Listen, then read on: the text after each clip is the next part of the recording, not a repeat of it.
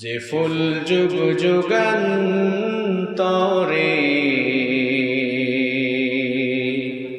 খুশবু ছড়ায়, যে ফুল যুগ যুগান্তরে খুশবু ছড়ায়। এঁকেছি সে ফুল মোরা, এঁকেছি সে ফুল মোরা মনেরই কাবায়, যে ফুল যুগ যুগান্তরে খুশবু ছড়ায়, যে ফুল যুগ যুগান্তরে খুশবু ছড়ায়। হাবিবে খুদা তিনি নবী কমলেওয়ালা, তারি ছোঁয়াতে আজো দুনিয়া উজালা। হাবিবে খুদা তিনি নবী কমলেওয়ালা, তারি ছোঁয়াতে আজো দুনিয়া উজালা। তারি বিরহে দু চোখ অশ্রু ঝরায়, যে ফুল যুগ যুগান্তরে খুশবু ছড়ায়, যে ফুল যুগ যুগান্তরে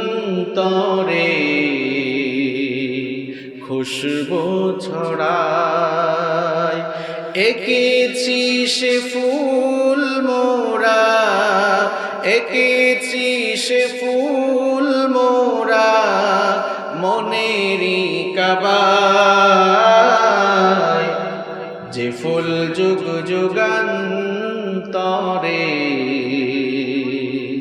খুশবু ছড়ায়, যে ফুল যুগ যুগান্তরে খুশবু ছড়ায়।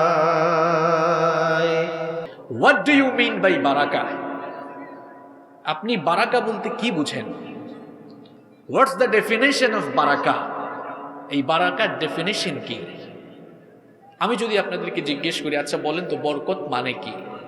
এক একজন হয়তো এক এক কথা বলবেন। কেউ বলবেন হুজুর, যার অনেক টাকা পয়সা আছে, যে অনেক দামি গাড়িতে চড়ে, যার কয়েকটা বিল্ডিং আছে, মনে হয় সে বেশি বরকতওয়ালা মানুষ।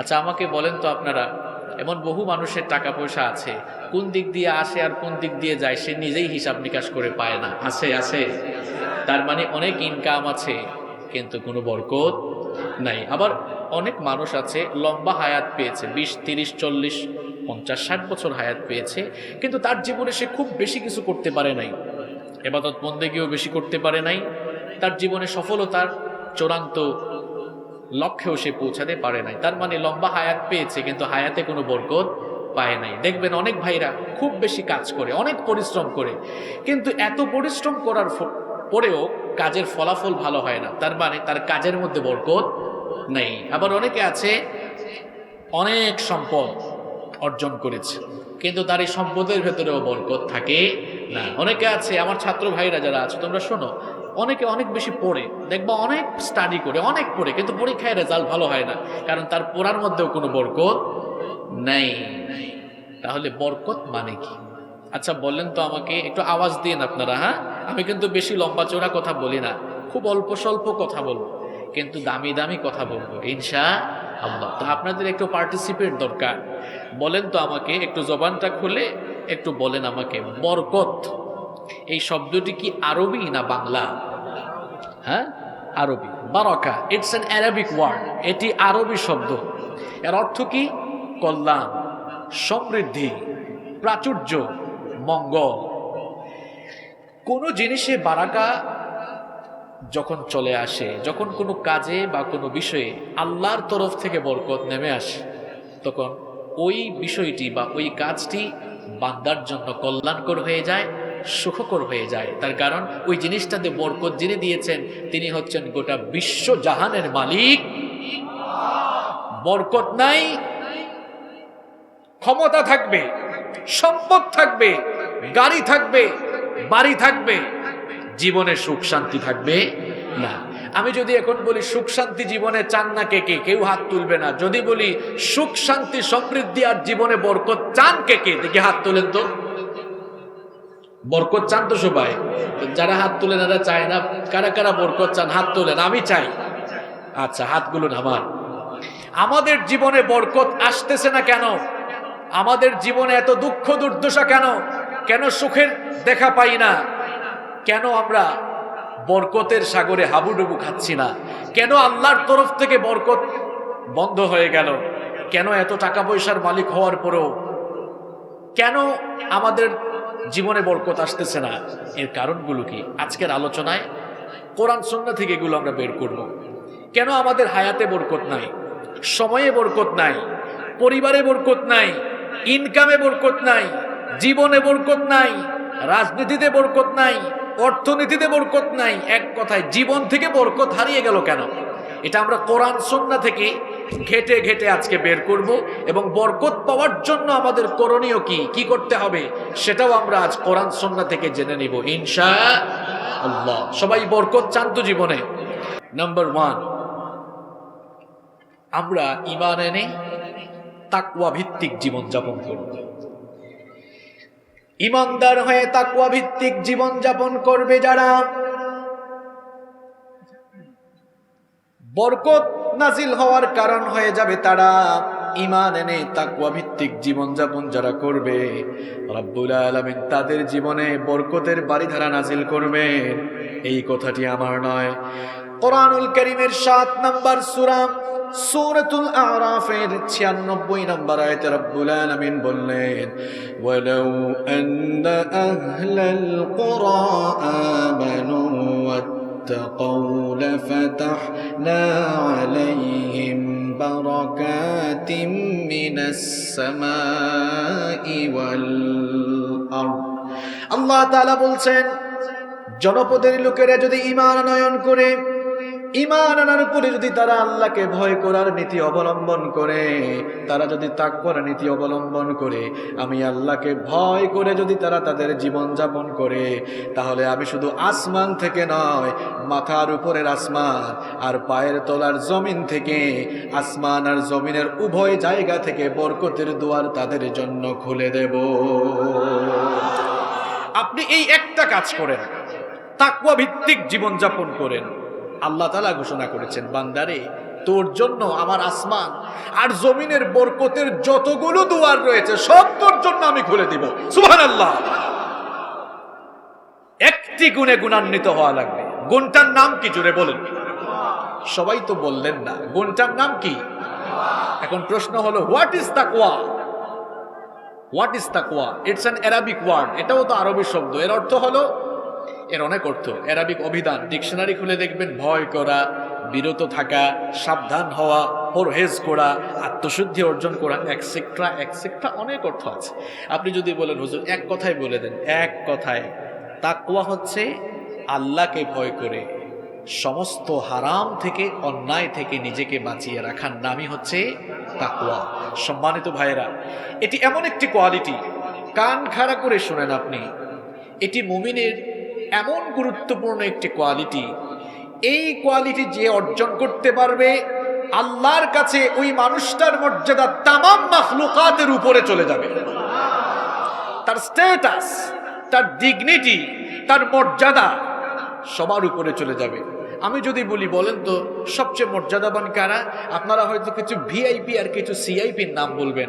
জাগতিক দৃষ্টিকোণ থেকে আপনারা যাদেরকে স্ট্যাটাসওয়ালা পার্সন মনে করেন, আল্লাহর কাছে স্ট্যাটাসওয়ালা পার্সন হওয়ার জন্য জাগতিক যে সকল কোয়ালিটি গুরুত্বপূর্ণ বলে আমরা মনে করি, আল্লাহর কাছে সেগুলো গুরুত্বপূর্ণ নয়।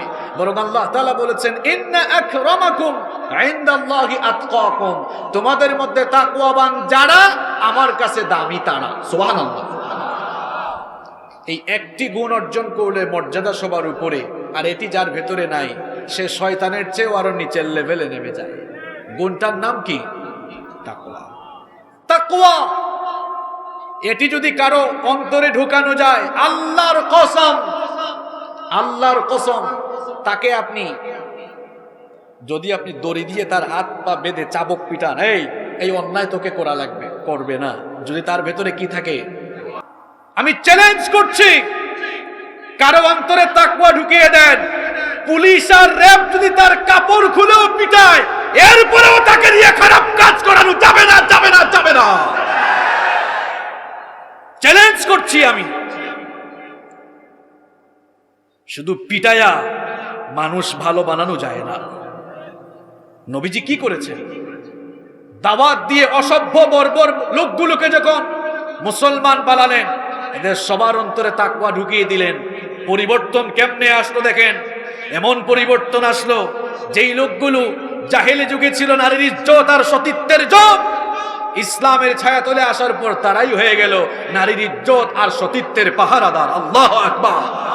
যারা ছিল লুণ্ঠনকারী, যারা ছিল ছিনতাইকারী, তারা হয়ে গেল মানুষের ইজ্জত আর সম্পদের পাহারাদার। সুবহানাল্লাহ। তাকওয়া বদলে দেয় মানুষকে। আমরা তো বদলানোর স্লোগান অনেক দিয়েছি, আরো দিচ্ছি, দিব।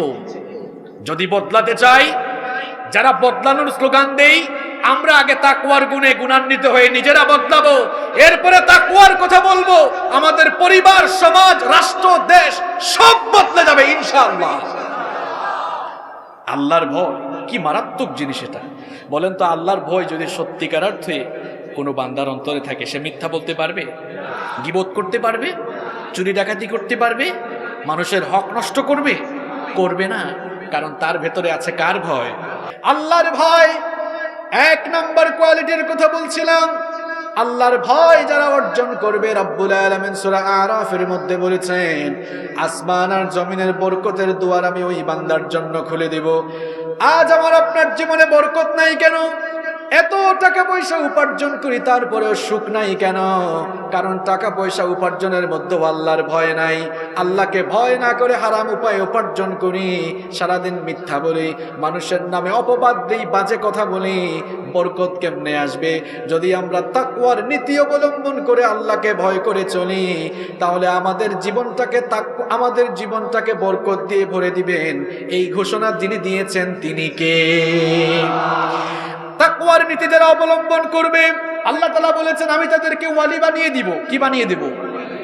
আমাদের দেশে মনে করে যার একটা খানকা আছে, যার খানকা আছে, মাজার আছে, উত্তরাধিকার প্রাপ্ত হয়ে সে পরবর্তীতে ওয়ালি হচ্ছে। ওয়ালি, আপনি আল্লাহর বন্ধু হয়ে যেতে পারবেন মাত্র 2টা কাজ করলে। কয়টা কাজ করলে? অনেকে আবার ভাবতে পারে হুজুর কি ওলিদের বিরুদ্ধে বললো নাকি? না, আপনি ভুল বুঝবেন না। এই দেশে আমরা ইসলাম পেয়েছি আল্লাহর ওলিদের মাধ্যমে। তারা যদি না আসতেন, আমরা তো এখনো মুসলমানও হতে পারতাম না। শাহজালাল, আমি তো সিলেটের মানুষ, শাহজালাল, শাহপরান, শাহ মখদুম, শাহ আমানত রাহিমাহুমুল্লাহ, তারা সহ বাংলাদেশে অসংখ্য ওলিয়া উলিয়া এসেছেন বলেই বাংলাদেশে আমরা ইসলামের নিয়ামত পেয়েছি। আমরাও আল্লাহর ওলি হতে পারবো 2টো কাজ করলে। দেখবেন আল্লাহর ওলিদের সোহবতে, তাদের কাছে গেলে, তারা ওলি হয়ে গেলেন কেমনে? আপনারা তো খালি যান তাদের কাছে। হক্কানি ওলি আমাদের দেশে এখনো আছে না নাই? তারা ওলি হয়েছেন কেমনে? তাদের অন্তরে তারা যে জিনিসটা লালন করেন, সেই জিনিসটার নাম কি? আল্লাহ তাআলা বলেছেন 2টো কোয়ালিটি অর্জন করলে আমি আল্লাহ তাদেরকে আমার ওয়ালি বানিয়ে ফেলবো। কোরআনুল কারীমের 10 নম্বর সূরা, সূরা ইউনূসের 62 নম্বর আয়াত থেকে রব্বুল আলামিন বলছেন, আলা ইন্না আউলিয়া আল্লাহি লা খাউফুন আলাইহিম ওয়ালা হুম ইয়াহজানুন। আল্লাহ তাআলা বলছেন, যারা আমার ওলি, আমার বন্ধু যারা, তাদের জন্য দুনিয়ার জীবনে কোনো দুশ্চিন্তা নাই, ভয় নাই, টেনশন নাই, আখেরাতেও টেনশন নাই, জান্নাত নিয়ে টেনশন করা লাগবে না। তাদের জন্য দুনিয়া আখেরাতে কোনো ভয় নেই, দুশ্চিন্তা নেই। এখন প্রশ্ন হতে পারে, ওয়ালি কারা? আল্লাহর বন্ধু কারা? আল্লাহর দোস্ত কারা? এই ব্যাখ্যা কি আমি দিব নাকি আল্লাহ দিবেন? আল্লাহ তাআলা এবার ডেফিনেশন পরের আয়াত থেকে দিচ্ছেন, আমার ওয়ালি কারা শোনো, আল্লাযীনা আমানু ওয়া কানু يتقون আল্লাহ তাআলা বলছেন আমার ওয়ালি তারা আল্লাযিনা আমানু, ঈমানদার যারা, ওয়া কানু ইয়াত্তাকুন, আর তাকওয়াবান যারা। সুবহানাল্লাহ। আল্লাযিনা আমানু ওয়া কানু ইয়াত্তাকুন, ঈমান এনে তাকওয়ার নীতি অবলম্বন করছে যারা আল্লাহর ওয়ালি। তাকওয়া অবলম্বন করলে জীবনে যেমন বরকত আসবে, আল্লাহর ওয়ালিও হয়ে যেতে পারবেন। আর এর পরের আয়াতে 63 নম্বর আয়াত আমরা শেষ করলাম। 64 নম্বর আয়াত, পরের আয়াতে আল্লাহ বলছেন বান্দারে তাকওয়াবান হয়ে গেলে বরকত পাবা, আমার ওয়ালি আমার বন্ধু হয়ে যাবা।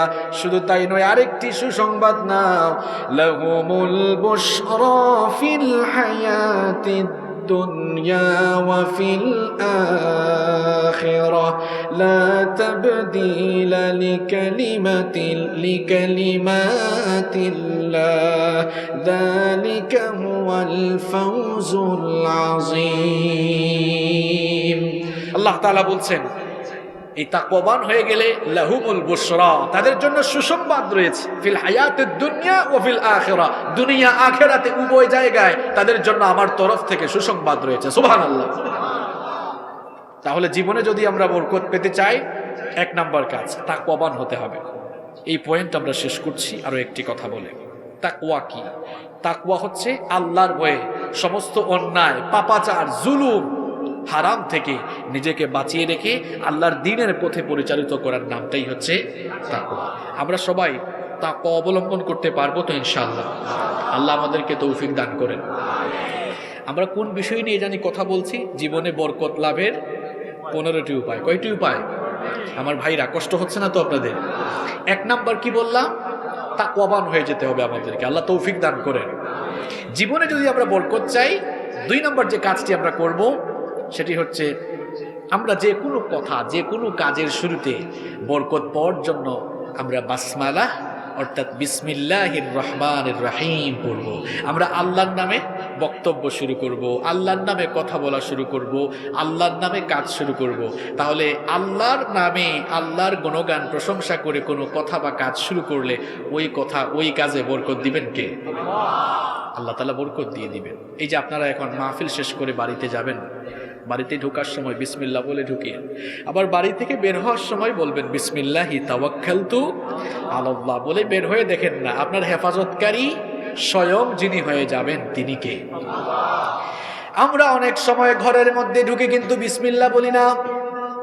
এজন্য আমাদের ঘরের ভেতরে বরকত থাকে না, ঘরের ভেতরে শান্তি থাকে না, ঘরের ভেতরে এত অশান্তি, এত গেঞ্জাম, হাজব্যান্ড ওয়াইফের মধ্যে সমস্যা, ভাই বোনের মধ্যে সমস্যা, ঘরের মধ্যে দেখা যায় পরশ্রীকাতরতা, ঘরের ভেতরে হিংসা, নিন্দা, ফাসাদ লেগে আছে। তার কারণ হলো ঘরের মধ্যে বরকত নাই। এখন আমরা সবাই ঘরের মধ্যে বরকত চাই কি চাই না?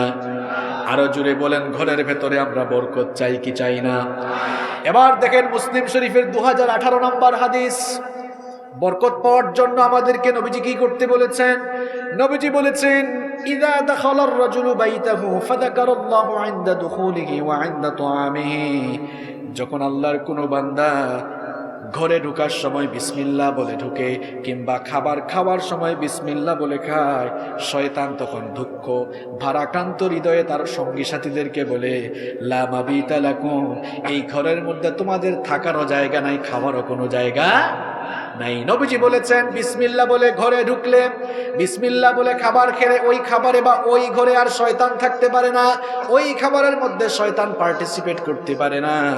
এরপরে নবীজি বলছেন, ওয়া ইযা দাখালা, আর যখন কোনো বান্দা ঘরে ঢুকে, ফালাম ইয়াযকুরিল্লাহু ইনদা দুখুলিহি, ঘরে ঢোকার সময় সে যখন বিসমিল্লাহ বলে না, শয়তান তখন তার সাথীদেরকে হেসে হেসে বলে, আদরাকতুমুল মাবিত, তোমরা থাকার জন্য একটা বাসস্থান পেয়েছো।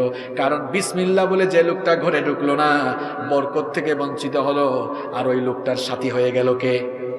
আরো জোরে বলেন, সাথী হয়ে গেল কে?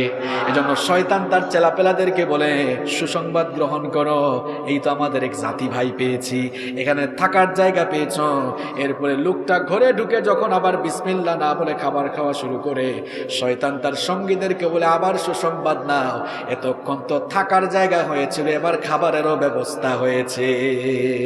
নাউযু বিল্লাহি মিন যালিক। তাহলে আমরা ঘরে ঢোকার সময় বিসমিল্লাহ না বলে ঘরের ভিতরে শয়তান ঢোকাচ্ছি, খাবার গ্রহণের সময় বিসমিল্লাহ না বলে খাবারেও শয়তানকে পার্টিসিপেট করাচ্ছি। অথচ আমরা যদি বিসমিল্লাহ বলতাম, ঘরের মধ্যে বরকত দিতেন কে? খাবারেও বরকত দিতেন কে? যে কোনো কাজের শুরুতে আপনি বিসমিল্লাহ বলবেন। খাবার খাচ্ছেন, বিসমিল্লাহ বলে খাবেন, দেখবেন খাবারে বরকত পাবেন। মায়েরা বোনেরা সকালবেলা রান্না শুরু করেছেন, বিসমিল্লাহ বলে পাতিলটা বসান, দেখবেন রান্নার ভেতরেই স্বাদ আসবে, মজা আসবে, রান্নার ভেতরে বরকত দিয়ে দিবেন কে?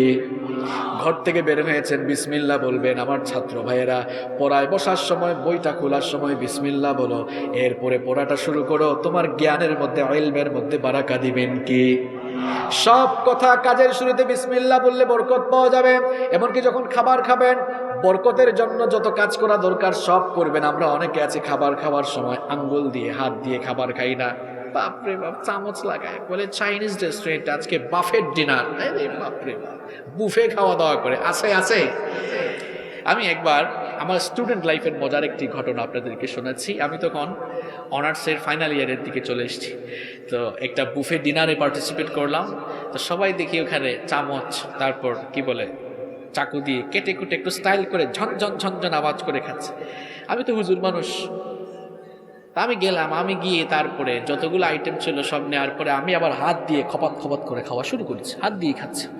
তো অনেকে ভাবতেছে এটা মনে হয় আনস্মার্ট, খ্যাত কোথাকার, কোথেকে আসছে, ব্যাকডেটেড, মানে আমাকে আর আপডেটেড মনে করতে পারলো না। বলেন তো, আমাদেরকে সৃষ্টিগতভাবে খাবার খাওয়ার জন্য 5টা চামচ এক হাতেই দিয়েছেন কি?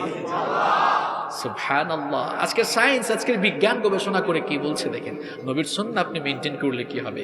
বিজ্ঞান বলছে এই যে আমাদের 5টি হাতের আঙ্গুলের মধ্যে এক ধরনের এক ধরনের রশি রয়েছে, এগুলো যখন জিহ্বার মধ্যে লাগে খাবার গ্রহণের সময়, তখন আমাদের শরীরে পেশি সঞ্চালন আরো বেশি হয়ে যায়, রক্ত সঞ্চালনের মাত্রা বাড়ে, খাবারের স্বাদ বাড়ে, কত যে লাভ হয়, হজম শক্তি পর্যন্ত বাড়ে। সুবহানাল্লাহ। আপনার বদহজম হয়, পেটের সমস্যা, বুকের সমস্যা, এই সমস্যা, ওই সমস্যা। আপনি তো চামচ দিয়ে বাড়াবাড়ি করেন খাওয়ার সময়, এই জন্য এত সমস্যা। বরকত নাই। আপনি হাত দিয়ে খান না, কে আপনাকে আনস্মার্ট বললো, এটা দেখার কোনো কারণে নাই। এরপরে নবীজি বলেছেন শুধু আঙ্গুল দিয়ে, শুধু হাত দিয়ে খাওয়া নয়। নবীজি বলেছেন আমার বিলাকিল আসাবিয়া ওয়াস সাহফা, খাবার শেষে আঙ্গুলগুলো ভালো করে চেটে পুটে খাও, চেটে পুটে খাও।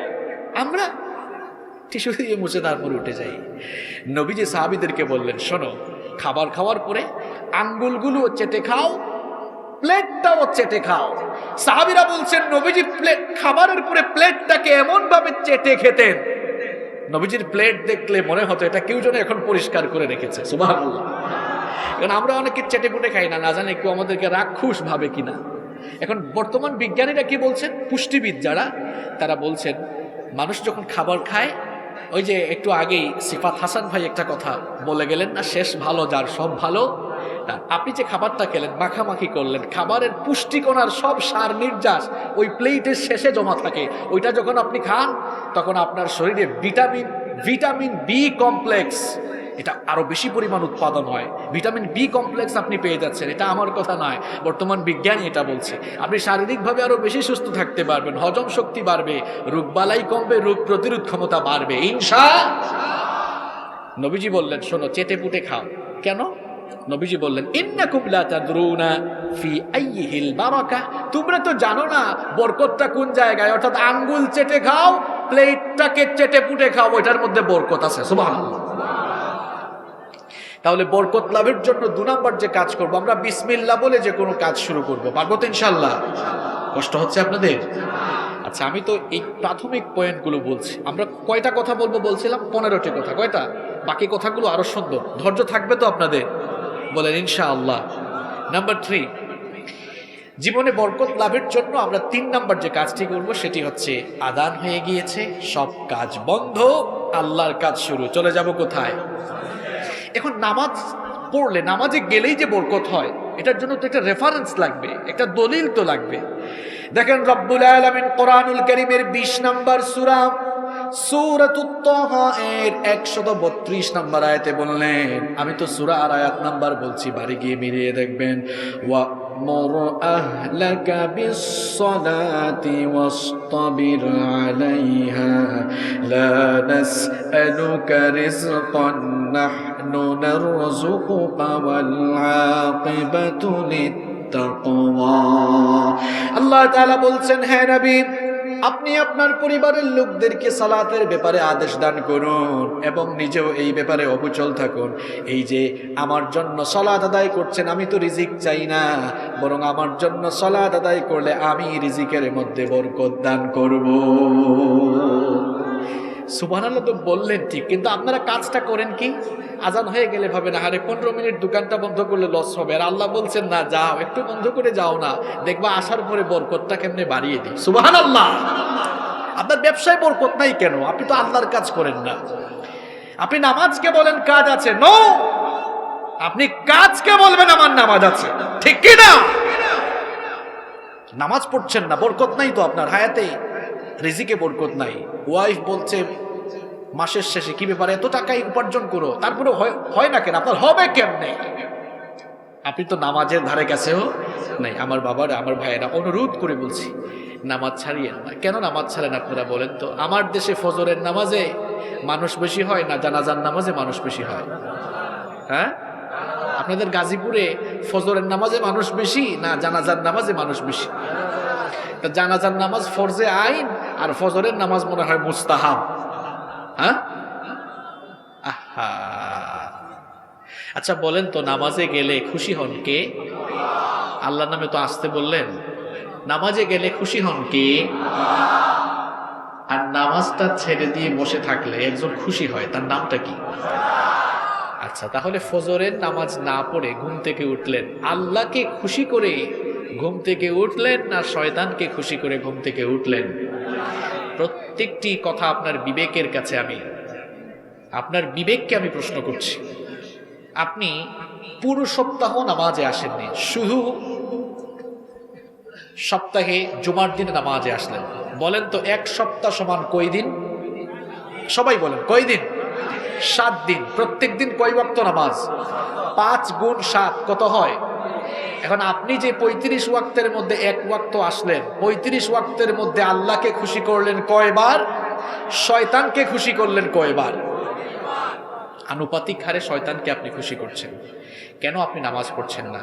এই যে আপনি আপনার মিটিংয়ের জন্য, কাজের জন্য, স্কুলের জন্য, চাকরির জন্য, ব্যবসার জন্য নামাজ পড়ছেন না, এই চাকরি বাকরি ব্যবসা বাণিজ্য করে যা টাকা পয়সা, যা গাড়ি বাড়ি করেছেন, বলেন তো পৃথিবীর কোন মানুষ মারা যাওয়ার সময় 2-3টা বিল্ডিং, 2-3 বস্তা টাকা, 2-3টা গাড়ি, একদম land cruiser, Prado, range rover গাড়ি সুদ্ধা কবরের ভিতরে ঢুকছে, এমন একজন মানুষের নাম বলেন? আছে? এখন মরে যান, শেষ। আমি একটা কথা প্রায় সময় বলি, 40 বছর, 45-50 বছর মাথার ঘাম পায়ে ফেলে ঢাকা শহরে বাড়ি করলো, হয়তো 4-5 বছর, 10-15-70 বছর বাঁচলো, না হয় আরো, না হয় 25-30 বছর ওই বাড়িটাতে থাকলো। এরপরে কি বাড়িটাতে থাকতে পারলো? সে চলে যেতে হবে। এই জন্য আমি বলি, দুনিয়াটা আমাদের জন্য হচ্ছে ভাড়া বাড়ির মতো। মনে করেন আপনি একটা ভাড়া বাসায় থাকেন, বাড়িওয়ালা বলল আপনি আগামী মাসে চলে যাবেন, আপনি কি আর জোর করে থাকতে পারবেন নাকি? হেডাম দেখায়া থাকতে পারবেন? তাহলে আমরাও ভাড়া বাড়ির মতো দুনিয়াতে আছি। মাহবুব যখন বলবেন তখন চলে যেতে হবে। বাড়ি থাকবে, বাড়িওয়ালা থাকবে, চোখের পলকে আপনি লাশ হয়ে যেতে পারেন। কত বিজনেস ম্যাগনেট আমরা দেখেছি, হাজার হাজার কোটি টাকার মালিক খালি হাতে কবরে গিয়েছে, আছে না নাই? কত প্রেসিডেন্ট আমরা দেখেছি, সামনে পিছনে মানুষ, স্লোগান আর স্লোগান, একা একা কবরে গিয়েছে। এই যে আমার বাড়ি তো সিলেটে, আমাদের সিলেটে আপনি আওয়ামী লীগ বলেন আর বিএনপি বলেন, সব দলের বড় বড় নেতারা কিন্তু সিলেটে আছে, আছে না? আবুল মাল সাহেব আছেন, তিনি তো এখন অসুস্থ, আমরা দোয়া করছি আল্লাহ সুস্থ করে দিক। এই যে সাইফুর রহমান সাহেব আছেন, স্পিকার হুমায়ুন রশিদ চৌধুরী ছিলেন, SM কিবরিয়া, সবাই আবার আমাদের আসনের MP ছিলেন, এজন্য আমরা চিনি। এই যে ওনারা চলে গেলেন, দেশের জন্য প্রত্যেকেরই কম বেশি অবদান আছে। আমরা দোয়া করছি আল্লাহ যেন তাদের ভুল ত্রুটি মাফ করে সবাইকে মাফ করে দেন। আমি জাস্ট উদাহরণের জন্য বলছি। তো সবাই চলে গেছেন না? কিছু নিয়ে যেতে পেরেছেন? আমাদের বাপ দাদার অনেক ঘর বাড়ি আছে, আমার দাদার বাড়িটা এখনো আছে, দাদার বাড়ি আছে, কিন্তু দাদা বাড়ি থাকবে, বাড়িওয়ালা থাকবে। যদি অন্তরে লোভ ঢুকে যায়, দুনিয়ার আসক্তি বেড়ে যায়, 2টা কাজ করবেন। কয়টা কাজ? কবরস্থান ভিজিট করবেন আর হাসপাতালের আইসিইউতে যাবেন, এই দুটো জায়গায় দিয়ে দেখবেন। কবরস্থানে গেলে দেখবেন আপনার পূর্বে যারা ছিল সব কবরে। দুনিয়ার আসক্তি যদি বেড়ে যায়, হসপিটাল ভিজিট করে দেখেন আইসিইউতে বাঁচার জন্য হাজারি করছে। আপনি ফিদ দুনিয়া না হয়ে ফিল্লাহ লিল্লাহ হয়ে যান, আল্লাহর জন্য হয়ে যান, আল্লাহ আপনার হয়ে যাবে ইনশাআল্লাহ। নামাজ নামাজ নামাজ। নবীজি দুনিয়া থেকে চলে যাচ্ছেন, বললেন আসসালাত আসসালাত, আমার উম্মতরা নামাজ নামাজ নামাজ নামাজ নামাজ। আপনার ফজর ঘুমে যায়, জোহর কাজে যায়। এজন্য আমার জাতীয় কবি কাজী নজরুল ইসলাম সুন্দর করে বলেছেন, ঘুমাইয়া কাজা করেছ ফজর, তখনও জাগনি যখন জোহর, হেলায় খেলায় কেটেছে আসর, মাগরিবের ওই শুনিয়া যান, এখনো জামাতে হওরে শামিল, এখনো এর সাথে আছে স্থান, বাজিছে দামামা বাদরে আমামা, শির উঁচু করি মুসলমান, দাওয়াত এসেছে নয়া জামানার, ভাঙা কেল্লা ইউরে নিশান। আল্লাহু আকবার। আমি কাজী নজরুলকে প্রচন্ড ভয়াবহ রকমের ভালোবাসি। এত চমৎকার চমৎকার লেখনী তার রয়েছে। নবীজিকে নিয়ে তো এত সুন্দর সুন্দর গজল লিখেছে। লোকটার ভেতরে যে আল্লাহ ভীতি ছিল তার লেখাতেই প্রমাণ পাওয়া যায়। আবার মারা যাওয়ার আগে বলেও গিয়েছে, কবরটা যেন মসজিদের পাশে হয়। আছে না নাই? মসজিদেরই পাশে আমায় কবর দিও ভাই, যেন গড়ে হতেও মুয়াজ্জিনের আযান শুনতে পাই, মসজিদেরই পাশে আমায় কবর দিও ভাই। মসজিদের পাশে কবরস্থান আছে না নাই? আমরাও দোয়া করছি, আল্লাহ এই কলিজার টুকরা কবিকে মাফ করো আর তাকে জান্নাতুল ফেরদাউস নসিব করো। আচ্ছা, তাহলে জীবনে আমরা বরকত পাবো আমরা যদি নামাজি হয়ে যাই। আমরা নামাজি হব তো ইনশাআল্লাহ? 5 ওয়াক্ত নামাজ পড়বো তো? আমার যুবক ভাইরা, তোমরা নামাজে আসো না। তোমাদেরকে নামাজের কথা বললে তোমরা বলো হুজুর টাইম হয় না, দেখেন না এখনো দাড়ি টাড়ি ছোট, চুল কালো, এগুলো একটু সাদা হোক তারপরে। আরে ভাই, তোমার মতো কত মানুষ, এই যে করোনা ভাইরাস এক ভয়াবহ গজব পৃথিবীর উপর দিয়ে গেল, কত যুবক চলে গিয়েছে, কত যুবক চলে গিয়েছে, আমার বয়সী, আমার চেয়ে কম বয়সী অনেকে চলে গিয়েছে। না জানি আমিও কখন চলে যাই। আমার যুবক ভাইরা, পৃথিবীতে আসার সিরিয়াল আছে, যাওয়ার কোনো সিরিয়াল নাই। আমরা এমনও দেখেছি 2 ভাই 3 বোন, সবার ছোট, সে এসেছে দুনিয়ায় সবার শেষে, কিন্তু আল্লাহর সিদ্ধান্ত সে চলে গেছে সবার। There is no serial of death. মৃত্যুর কোনো সিরিয়াল নেই। আমরা এমন চিত্র মাঝে মাঝে দেখি, নাতির লাশ দাদা কবরে শোয়ায়, ছেলে মেয়ের লাশ বাবা কবরে শোয়ায়। এরকম আছে না নাই? এটা শয়তানের পজিটিভ ধোঁকা। প্লিজ ভাই, শয়তানের পজিটিভ ধোঁকায় আমরা পড়বো না ইনশাআল্লাহ। আমরা নামাজি হয়ে যাবো তো ইনশাআল্লাহ। আল্লাহ তৌফিক দান করেন। নাম্বার 4, জীবনে বরকত পেতে হলে এই বরকতের কিতাব কোথায় গেল? এই যে এই বরকতের কিতাব, এই কিতাবটার নাম কি? সবাই জবান খুলে বলেন তো। জীবনে বরকত চান, এই কোরআনের সাথে সম্পর্ক বাড়ান। এই কিতাবটা বরকতময়, এটা আমি বলি নাই, বলেছেন কে? কোরআনুল কারীমের 6 নম্বর সূরা, সূরাতুল আনআমের 155 নম্বর আয়াতে রব্বুল আলামিন বলছেন, وَهَذَا كِتَابٌ أَنزَلْنَاهُ مُبَارَكٌ فَاتَّبِعُوهُ وَاتَّقُوا لَعَلَّكُمْ تُرْحَمُونَ। আল্লাহ তাআলা বলছেন, ও আমার হাবিব, এই কিতাব আমি আপনার জন্য বরকতময় করে নাজিল করেছি। যারা জীবনে বরকত পেতে চায় তারা যেন এই কিতাবের অনুসরণ করে, এই কিতাবটাকে তারা যেন মেনে চলে। আবার কোরআনুল কারীমের 38 নম্বর সূরা, সূরাতুস সাদের 29 নম্বর আয়াতে রব্বুল আলামিন আরো সুন্দর করে বললেন, কিতাবুন আনজালনাহু ইলাইকা মুবারাকুল লিয়াদাব্বারু আয়াতিহি ওয়া লিয়াতাযাক্কারা উলুল আলবাব। আল্লাহ তাআলা বলছেন, নবী, এই কিতাবকে আমি আপনার কাছে বরকতময় করে নাজিল করেছি, যেন তারা এই কিতাবটাকে অনুধাবন করে, হৃদয়ঙ্গম করে, এই কিতাব দিয়ে তারা যেন জীবনটাকে পরিচালিত করে। আমরা যদি এই কিতাবের সঙ্গে সম্পর্ক বাড়াতে পারি, তাহলে আমার আপনার জীবনটাকে বরকত দিয়ে যিনি ভরে দিবেন তিনি কে? এই কোরআনের বরকত আমি আপনাকে একেবারে সংক্ষেপে বুঝাই দেই। কয়েকটা প্রশ্ন করব, সবাই একটু জবাব দেন তো দেখি। বছরের মধ্যে মাস আছে কয়টা? আরো জুড়ে বলেন কয়টা? আপনারা সবাই জানেন, বলেন তো এই 12টি মাসের মধ্যে সবচাইতে দামি মাসের নামটা কি? এখন প্রশ্ন হলো, ওই রমাদানের মাসটা কিসের বরকতে সবচাইতে দামি মাস হলো? শাহরু রমাদানাল্লাযী উনজিলা ফীহিল কুরআন। শুধুমাত্র কেবলমাত্র কোরআন নাজিল হওয়ার কারণে ওই রমাদানের মাসটি বরকতময় হয়ে গিয়েছে। 2007 সালে নবীজির কার্টুন এঁকেছিল। আচ্ছা, আপনাদের কাছে কি এটা ভালো লাগছে? কারণ আমরা তো আমাদের নবীজিকে প্রাণের চেয়ে বেশি ভালোবাসি। আপনারা বলেন তো, আজ পর্যন্ত পৃথিবীতে কোনো মুসলমান কোনো বৌদ্ধের কার্টুন বানিয়েছে? কোনো ঠাকুরের কার্টুন বানিয়েছে? আপনাকে কি ইসলাম এটা শেখায়? কোন অমুসলিমের গায়ে হাত দেওয়া তো দূরের কথা, তাকে আপনি গালিও দিতে পারবেন না। যদি গালি দেন, তার উপাসনালয়ে হামলা চালান। ইসলামের শিক্ষায়, ইসলামের দীক্ষায় আদৌ আপনি দীক্ষিত হতে পারেন নাই। আমার ইসলাম আমাকে এটা শিখিয়েছে, অমুসলিমকে নিরাপত্তা দাও, তাকে সম্মান করো, তার জানমালের হেফাজত করো। খবরদার, নবীজি বলেছেন তার উপাস্যকেও গালি দিও না, কারণ তুমি তার উপাস্যকে গালি দিলে সেও তোমার উপাস্যকে, তোমার আল্লাহকে গালি দিয়ে বসবে। এই জন্য নিষেধ করেছেন মুহাম্মদ সাল্লাল্লাহু। এই লার্জ ভিক্সের কথা বলছিলাম, আপনারা জানেন 2007 সালে নবীজির কার্টুন আঁকলো। এরপরে মানুষের রোশানল থেকে বাঁচার জন্য 2007 সাল থেকে পুলিশি পাহারায়, পুলিশি প্রোটেকশনে সে চলাফেরা করতো। আপনারা বিবিসি, CNN সহ বিশ্ববিখ্যাত সবগুলো গণমাধ্যমে এগুলো পড়েছে। তো সে মানুষ যেন তাকে হামলা না করতে পারে, কাছে না পায়, পুলিশি পাহারায় চলাফেরা করলো। আচ্ছা বলেন তো, পুলিশি পাহারায় না হয় সে মানুষের রোশানল থেকে বাঁচবে, কিন্তু আল্লাহর গজব থেকে কি গোটা দুনিয়া জুড়ে বডিগার্ড লাগাইলেও বাঁচা যাবে? আসতে বলতেছেন কেন? বাঁচা যাবে? তো এই লার্জ ভিক্স পুলিশি পাহারায় খুব বুক ফেলাইয়া চলাফেরা করতো।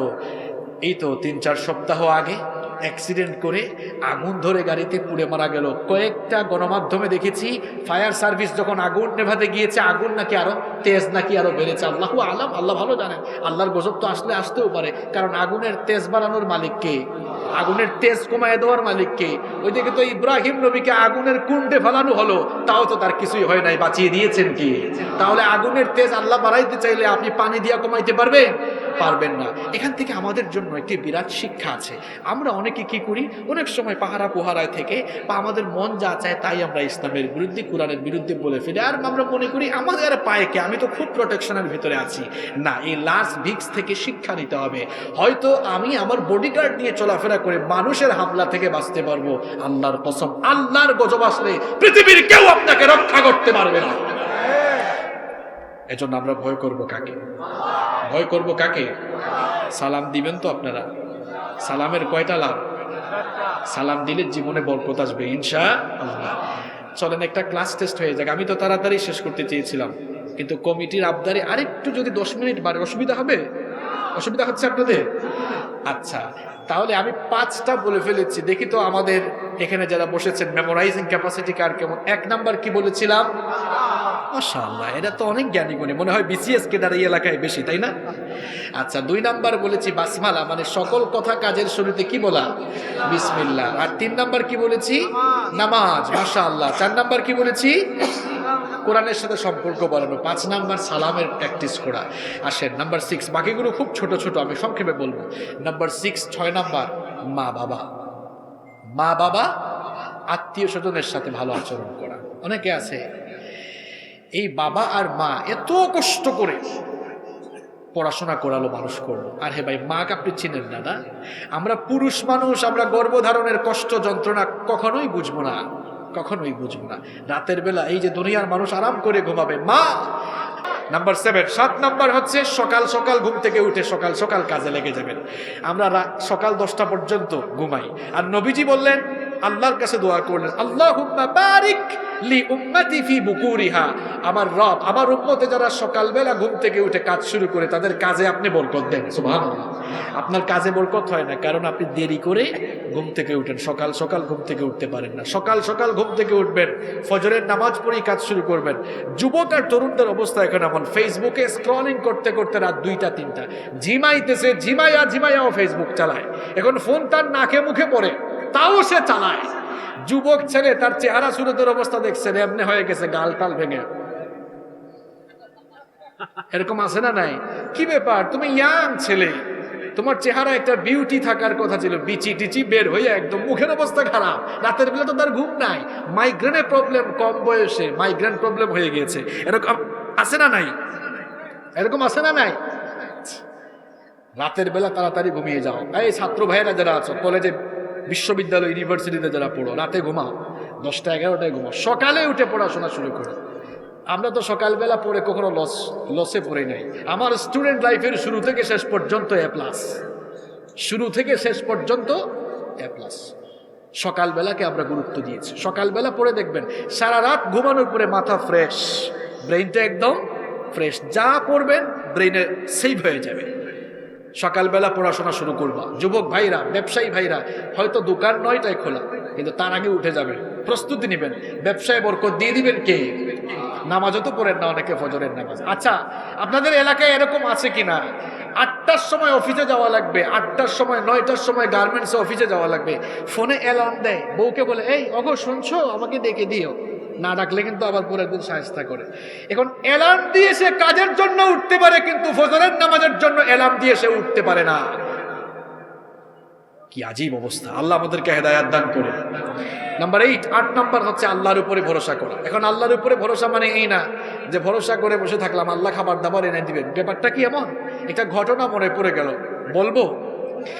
এক লোক উট নিয়ে এসেছিল, উট না বেঁধে মসজিদে ঢুকলো। নবীজি বলেন, এই তুমি উট না বেঁধে মসজিদে ঢুকলা কেন?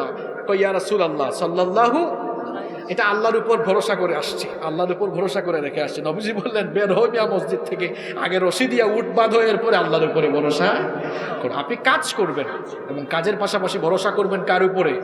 বরকত দিয়ে দিবেন কে? নবীজি বলেছেন, তোমরা যদি আল্লাহর উপরে পূর্ণাঙ্গভাবে ভরসা করো, তাহলে পাখিকে তিনি যেমন রিজিক দেন, তেমনি তোমাদেরকে তিনি রিজিক দিবেন। এই যে সকালবেলায় পাখি তার খাঁচা থেকে বের হয়ে যায় খাবারের নেশায়, পেটটা তার ক্ষুধার্ত থাকে, কিন্তু সন্ধ্যাবেলায় আকাশে সারাদিন ঘুরতে ঘুরতে সন্ধ্যাবেলায় তাকে পেট ভরে তার নিরে বাসায় ফিরাইয়া দেন কে? আল্লাহ বলছেন, এইভাবে রিজিক দিব। আপনারা উঠাউঠি করবেন না প্লিজ। নাম্বার 9, এই তো শেষ হয়ে যাচ্ছে আমাদের। 9 নাম্বার হচ্ছে, আপনি যদি আপনার জীবনে আয় উপার্জনে বরকত চান, ডানের হাতকে প্রসারিত করতে হবে। আস-সাদকাতু তারুব্বুল বালা, সদকা দিলে মুসিবত দূর হয়। আমি এত কথা বলবো না, আমি আবার নগদে বিশ্বাসী। নগদ আল্লাহ বলেছেন মা নাকাসাত, আল্লাহ রাসূল বলেছেন মা নাকাসাত মিন মাল। শুনেন, নগদ বুঝাচ্ছি আপনাদেরকে, বাকি না ওই যে আবেগ দিয়া ঘটনা শোনাইয়া, এরকম না, নগদ। আজকাল মানুষ নগদ বুঝতে চায়। আল্লাহর নবী বললেন, দান সদকা করলে সম্পদ কমে না, বাড়ে। কিন্তু দেখেন তো, আমি উদাহরণ দিচ্ছি, বাড়তেছে না কমতেছে? মনে করেন আমি আমাকে দিয়ে উদাহরণ দিব। আমার দিকে তাকান সবাই, প্রশ্ন করব আমি। আমার হাতে এখন 1 লক্ষ টাকা আছে, এখান থেকে 50,000 টাকা এই মুহূর্তে আমি দান করে যদি দেই, তাহলে আমার টাকা থেকে, সম্পদ থেকে সম্পদ কমলো না বাড়লো? ভাই আপনাকে দিয়ে উদাহরণ দিচ্ছি না, আমাকে দিয়ে দিচ্ছি, আপনি বলেন, বুঝে থাকলে বলেন। 1 লক্ষ টাকা থেকে 50,000 দান করে দিলাম, তাহলে কমলো না বাড়লো?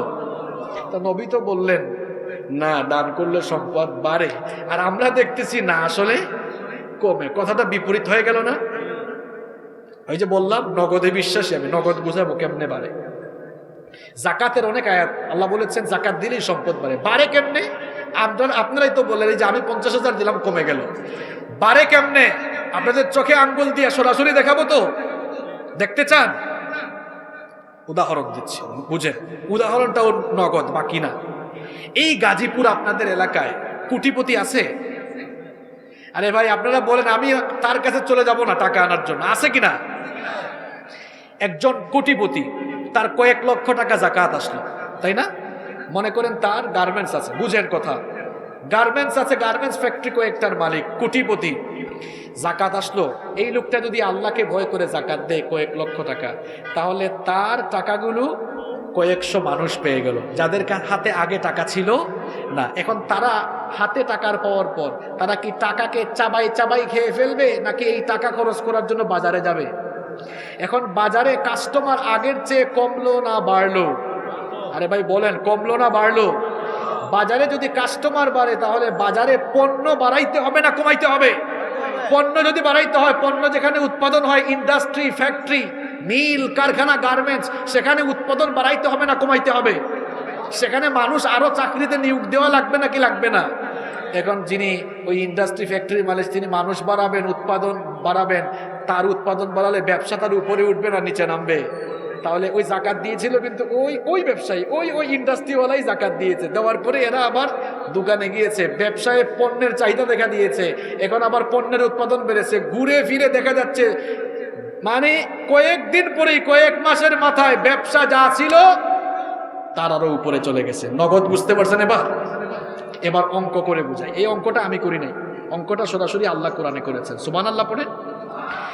রব্বুল আলামিন কোরআনুল কারীমের 2 নম্বর সূরা সূরাতুল বাকারা এর 261 নম্বর আয়াতে বললেন, মাসালুল লাযীনা ইউনফিকুনা আমওয়ালাহুম ফি সাবিলিল্লাহি কামাসালি হাব্বাতিন আনবাতাত সাবআ সানাবিলা ফি কুল্লি সুমবুলাতিন মিআতু হাব্বা والله يضاعف لمن يشاء والله واسع عليم।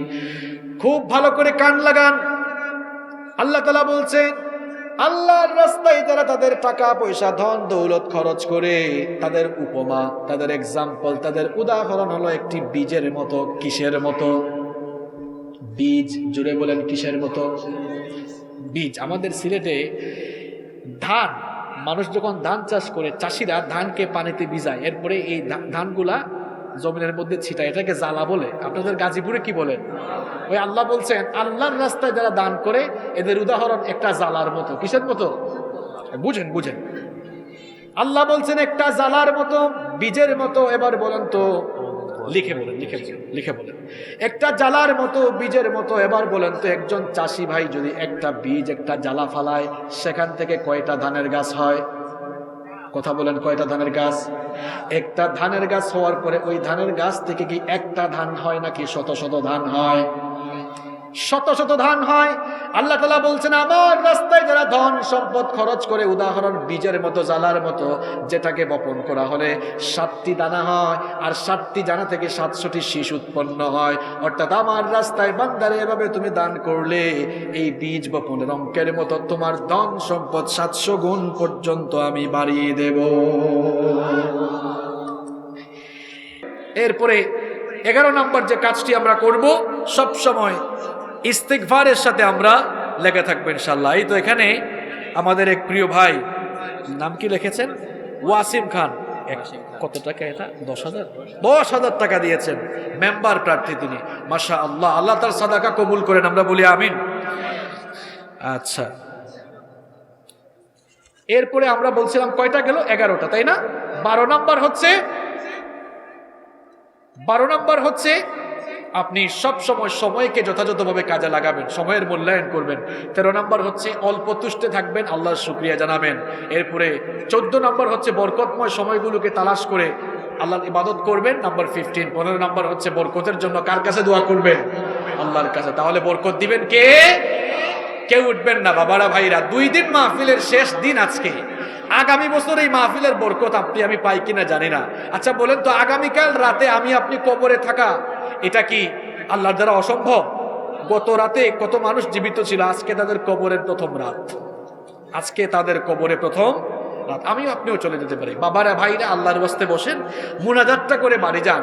এখানে অনেক আল্লাহওয়ালা মানুষ আসছেন। এমনও হইতে পারে যে আজকে আপনার দোয়াটা কবুল হয়ে যাইতে পারে, গুনাহের পাহাড় হয়তো আল্লাহ ধসিয়ে দিয়ে আল্লাহ আপনাকে মাফ করে দিতে পারেন, ঠিক কি না?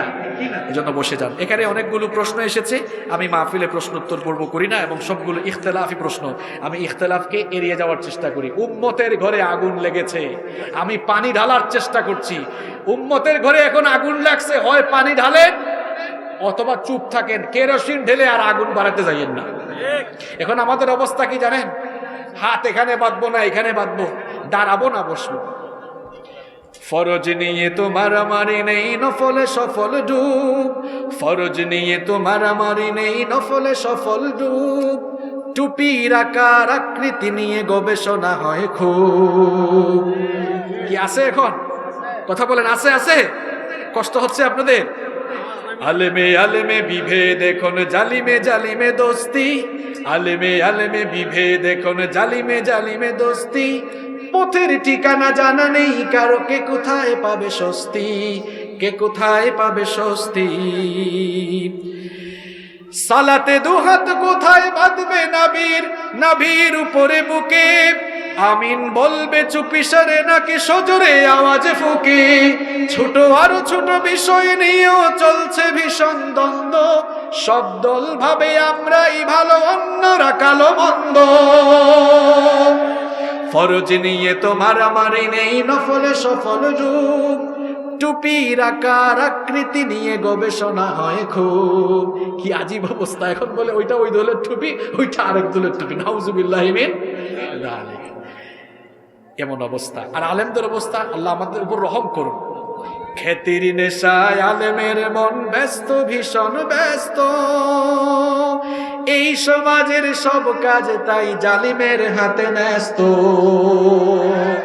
নিজের হিসাব করে না আলেম অন্যের কথা ভাবে, বিরোধকারীরা জান্নাতে নাকি জাহান্নামেই যাবে, কাফের ফাসিক লক্ষ ফতোয়া পকেটেই আছে জমা, আল্লাহর কাছে ছাড় আছে তবু তার কাছে নেই ক্ষমা, হেরার চেরাগে চিনতে পারেনি এখনো আপন পর, জালেমের হাতে চলে গেছে তাই নিজের সাজানো ঘর, হেরার চেরাগে চিনতে পারেনি এখনো আপন পর, জালেমের হাতে চলে গেছে তাই নিজের সাজানো ঘর, সালতানাতের মিনার হারিয়ে আশ্রয় তার বস্তি, জালিমে জালিমে দোস্তি, আলেমে আলেমে বিভেদ এখন জালিমে জালিমে দোস্তি, পথের ঠিকানা জানা নেই কারো, কে কোথায় পাবে স্বস্তি, কে কোথায় পাবে স্বস্তি।